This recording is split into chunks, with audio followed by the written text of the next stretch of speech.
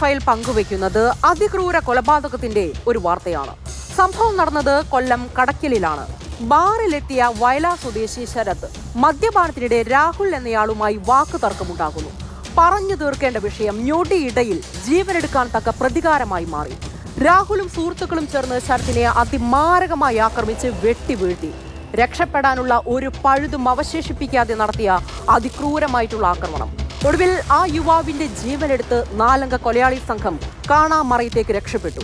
പ്രതികൾക്കായി ഊർജിത തിരച്ചിലാണ് അന്വേഷണ സംഘം.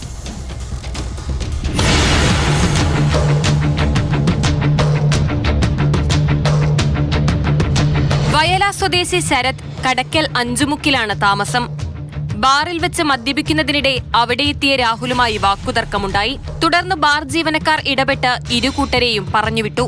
എന്നാൽ രാഹുൽ സുഹൃത്തുക്കൾ ഉൾപ്പെട്ട സംഘവുമായി ശരത്തിനെ ഓട്ടോയിൽ പിന്തുടർന്നു. 4 അംഗ സംഘം പന്തളം മുക്കിൽ വെച്ച് കയ്യിൽ കരുതിയ ആയുധമുപയോഗിച്ച് ശരത്തിനെ ആക്രമിച്ചു. ശരീരത്തിൽ കുത്തുകയും ആയുധമുപയോഗിച്ച് വെട്ടുകയും ചെയ്തു.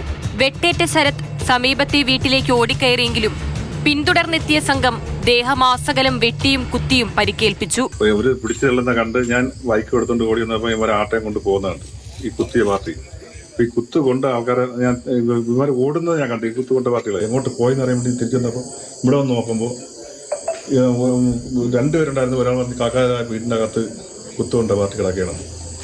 ഞാൻ വന്ന് നോക്കിയപ്പോൾ കുത്തുകൊണ്ട് ഇവിടെ കിടക്കുകയാണ്. രക്തം കയ്യിൽ 3-4 വെട്ട്, നെഞ്ചില് കുത്തുകൊണ്ടാണ് പ്രശ്നമാവുന്നത്. ഗുരുതരമായി പരിക്കേറ്റ ശരത്തിനെ നാട്ടുകാർ ചേർന്ന് ആദ്യം കടക്കൽ താലൂക്ക് ആശുപത്രിയിലും പിന്നീട് തിരുവനന്തപുരം മെഡിക്കൽ കോളേജ് ആശുപത്രിയിലും എത്തിച്ചെങ്കിലും ജീവൻ രക്ഷിക്കാനായില്ല.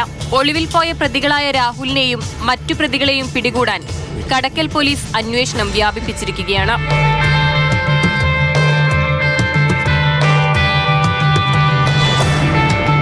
മാതൃഭൂമി ന്യൂസ്, കൊല്ലം.